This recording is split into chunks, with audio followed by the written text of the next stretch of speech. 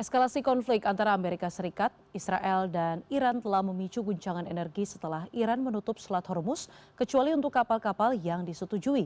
Penutupan ini pun berdampak besar, pasalnya seperlima perdagangan minyak dunia dan juga sejumlah komoditas lain melewati Selat Hormuz.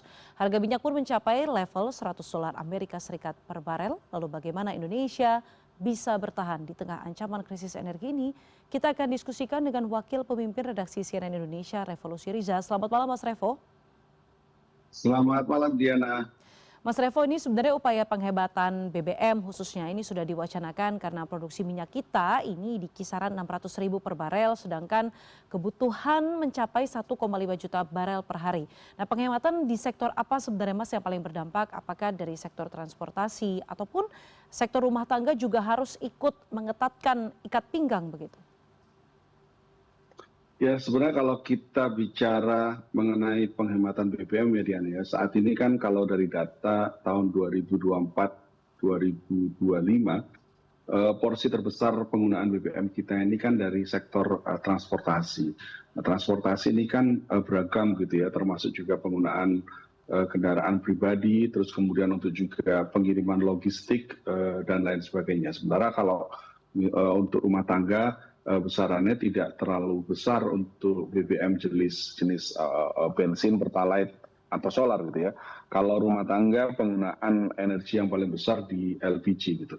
Nah, tapi kalau misalkan kita bicara yang tadi ya dalam konteks bahan bakar minyak, maka yang paling besar penggunaannya saat ini adalah sektor transportasi. Nah, mau tidak mau memang kita harus mereview lagi gitu ya.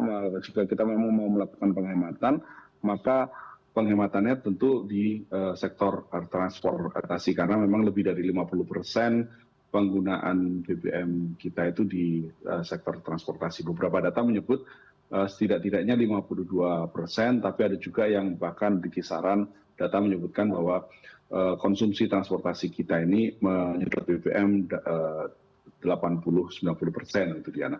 Nah, lantas apa gitu ya yang harus dilakukan gitu ya? Beberapa hal, makanya muncul beberapa wacana, misalkan wacana work from home gitu ya, saat ini sudah digaungkan. Nah, tentu work from home ini akan membantu menghemat kalau misalkan ada di kota-kota besar urban seperti Jakarta, kemudian Bogor, Depok, Tangerang, Bekasi ya sekitar Jabodetabek, kemudian kota-kota besar seperti Surabaya, Bandung, Medan gitu ya. Tapi kalau misalkan di kota-kota kecil mungkin tidak terlalu terasa. Nah, bedanya memang kalau misalkan WFH ini kan sekarang lagi ditinjau, apakah memang akan cukup efektif mengingat daya tekannya tidak seperti saat pandemi. Ketika pandemi itu kan daya tekannya cukup besar gitu ya. Orang akan melakukan work from home, tidak kemana-mana, tidak melakukan perjalanan gitu ya. Tapi kalau dalam konteks saat ini apakah itu cukup efektif? Kemudian juga misalnya dalam beberapa diskusi, apakah WFH ini cukup efektif? Mengingat sebenarnya kan kalau di Indonesia ini harga BBM kita disubsidi, berbeda dengan negara-negara lain yang non subsidi, misalnya seperti di Singapura atau tangga kita gitu ya. Kalau di sana maka dengan harga yang fluktuatif naik gitu, maka setiap orang akan terbantu ketika melakukan work from home. Sementara di Indonesia apakah itu cukup himbauan ini akan memiliki daya tekan yang cukup kuat kepada masyarakat, karena kan banyak juga yang melakukan bepergian ini bukan hanya persoalan ke kantor, tapi juga melakukan perjalanan itu dilakukan untuk menunjang aktivitas bisnis mereka. Nah, ini yang saat ini terus bergulir dan harus dipikirkan betul. Tapi yang jelas kalau misalkan memang penghematan maka itu penting, karenanya perlu juga pemerintah juga mereview apakah sektor transportasi kita saat ini sudah cukup bisa berhemat gitu ya, terutama pengiriman logistik. Apakah logistik, karena kan kalau kita lihat logistik di tanah air, terutama di Jawa, itu lebih dan pulau-pulau besar lain ini lebih banyak dilakukan menggunakan transportasi darat berupa truk dan sebagainya gitu ya. Apakah ini kemudian bisa dialihkan melalui transportasi berbasis kereta misalnya untuk pengiriman logistik. Kemudian yang tadi gitu ya WFH ketika ditinjau apakah ini cukup efektif atau tidak, berapa potensi penghematan dan berapa potensi kerugian misalnya kalau misalkan dilakukan WFH, karena kan di beberapa sektor misalnya ketika ada WFH maka beberapa misalnya di sekitar kantor kita gitu ya, kalau misalkan diberlakukan WFH maka kan ada pedagang-pedagang kaki lima misalnya UMKM lain yang bergantung pada pendapatannya dari para pekerja yang berkantor ini, maka mereka kan juga akan berkurang pendapatannya. Nah ini yang sekarang harus dihitung betul berapa besar penghematannya dan juga kerugiannya seperti apa, Diana. Mhm. Jadi sebenarnya kan kalau kita lihat begitu ya Mas ya, pemerintah ini sebenarnya sedang menggodok beberapa rencana. Salah satunya WFH yang tadi Mas Revo singgung, dampaknya juga sedang diukur begitu, karena tidak hanya dari segi penghematan tapi juga berdampak sama UMKM misalnya ataupun perputaran roda perekonomian di beberapa tempat begitu. Salah satu yang juga dilakukan ini kan juga penghematan beberapa program prioritas. Tadi ada edaran begitu dari DPR yang menghemat beberapa poin, ada detail teknisnya. Menurut Anda Mas Revo sebenarnya MBG sendiri yang merupakan program prioritas Presiden kan juga sudah dikurangi dari 6 hari ke 5 hari. Menurut Anda program-program prioritas lainnya juga haruskah turut mengencangkan anggaran mereka supaya juga bisa menghemat yang kita tahu betul begitu ini hematnya mungkin bisa MBG saja dikurangi sehari bisa hemat 40 triliun per tahun begitu Mas Revo?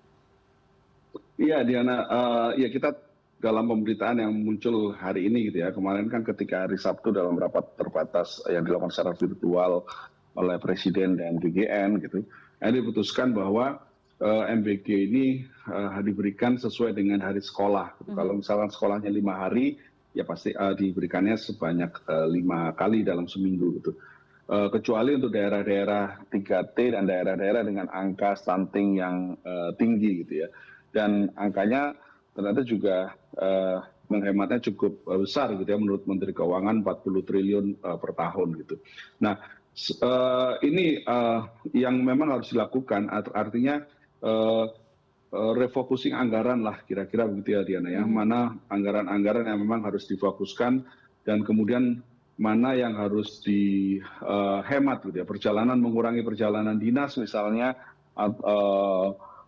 atau dalam penghematan yang lain. Karena memang dalam kondisi saat ini ketika konflik antara Iran, Amerika dan Israel ini tidak kunjung menunjukkan tanda-tanda mereda, bahkan sekarang juga semakin eskalasinya bisa dikatakan tetap tinggi gitu ya, dan ada tetap ketika naik gitu dan dataran mendatar tinggi gitu ya, dan belum ada menunjukkan tanda-tanda reda. Bahkan eskalasinya masih kita menunggu sampai ultimatum yang diberikan oleh Amerika tanggal 6 April misalnya. Apakah setelah 6 April akan mereda atau justru akan meninggi. Nah, mau tidak mau memang penghematan harus dilakukan gitu ya. Penghematan dari banyak hal yang bisa dilakukan karena ini dengan adanya konflik di Timur Tengah yang ini kemudian membuat harga minyak melambung tinggi gitu, sementara dan saat ini ada di kisaran lebih dari 100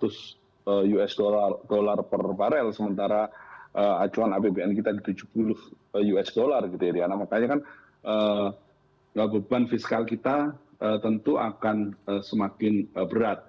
Maka mau tidak mau ketika fiskal kita bebannya tinggi, maka harus dikompensasikan melakukan penghematan di tempat-tempat lain, sekaligus juga bagaimana kemudian pemerintah berpikir keras supaya ada pemasukan yang lebih untuk menambal atau mengurangi beban fiskal yang ada pada APBN gitu Diana. Ini Mas Revo, ini menarik sekali karena kalau kita bicara soal beban fiskal begitu ya, dalam hitung-hitungan berbagai ekonom disebutkan setiap kenaikan $1 Amerika Serikat terkait harga minyak ini artinya meningkatkan pengeluaran negara kita sebesar 10,3 triliun rupiah. Nah ini cukup besar, artinya beban fiskal bertambah ketika harga minyak per barelnya naik terus. tadi Mas Revo menyoroti juga selain berhemat, pemerintah juga harus optimalisasi penerimaan begitu. Bicara juga soal kita flashback begitu ya Mas ya, ketika Presiden itu wawancara dengan sejumlah pengamat dan juga jurnalis menyebutkan bahwa apakah akan ada program prioritas yang dipotong begitu atau di refocusing begitu ya anggarannya, ia menyebutkan uang kita ada di mana-mana. Nah sebenarnya optimalisasi dari penerimaan dari segi mana sih Mas yang menurut Mas Revo ini sangat potensial untuk menambah penerimaan secara signifikan? Dalam konteks sekarang gitu Diana, ketika harga BBM naik gitu ya, harga minyak naik, memang ada efek juga kepada sektor komoditas kita yang lain. Jadi ketika harga minyak naik, maka kan pengguna BBM ini harus berpikir mengalihkan kebutuhannya ke non minyak gitu ya. Dalam konteks saat ini misalnya dalam beberapa hal harga batu bara ikut naik gitu. Harga batu bara naik dalam kalau misalkan kita lihat dalam sebulan terakhir harganya naik sekitar 26% gitu. Nah, sementara kan Indonesia merupakan salah satu pengekspor batu bara yang cukup besar di dunia gitu. Dan permintaan batu bara melonjak juga seiring dengan meningkatnya harga minyak, terutama dari negara-negara seperti China dan beberapa negara-negara yang lain. Nah ini kan salah satu windfall ya yang bisa dinikmati sebenarnya oleh Indonesia, dan pemerintah tentu bisa mengoptimalkan penerimaan dari sektor batubara.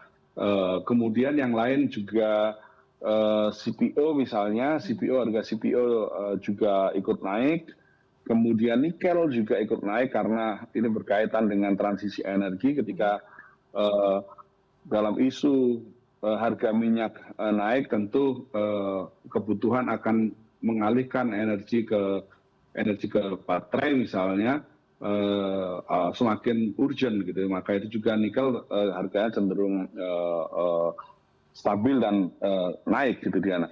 Kemudian dalam konteks sekarang ketika BBM naik, maka ada kebutuhan juga banyak pihak yang mengalihkan investasinya ke emas misalnya. Emas juga ikut naik.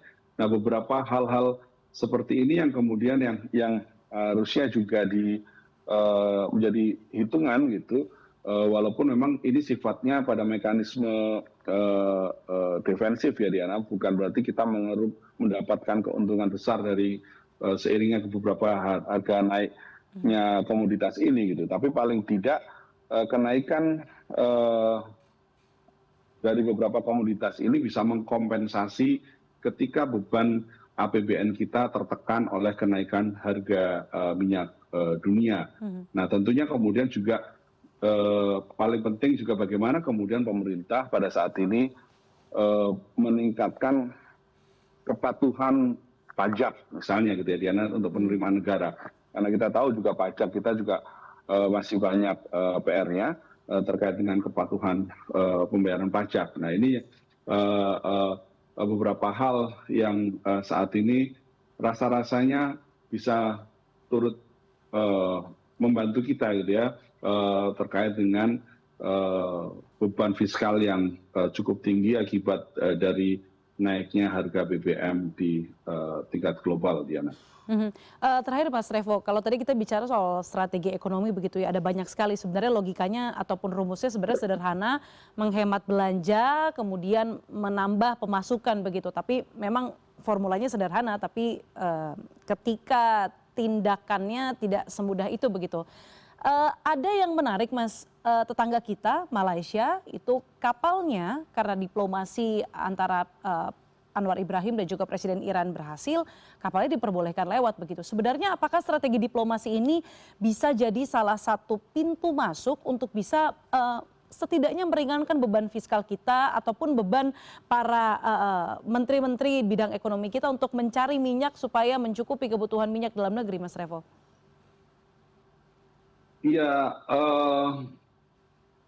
upaya diplomasi ini kan juga yang terus dilakukan ya. Sebenarnya kalau kita melihat dan kita berharap bahwa upaya-upaya diplomasi itu bisa dilakukan dengan sebaik-baik mungkin gitu, sehingga penutupan jalur Selat Hormuz oleh Iran, Iran kemudian memasukkan Indonesia sebagai negara yang mereka hitung sebagai sahabat gitu ya. Karena kan sebenarnya kalau misalkan kita melihat secara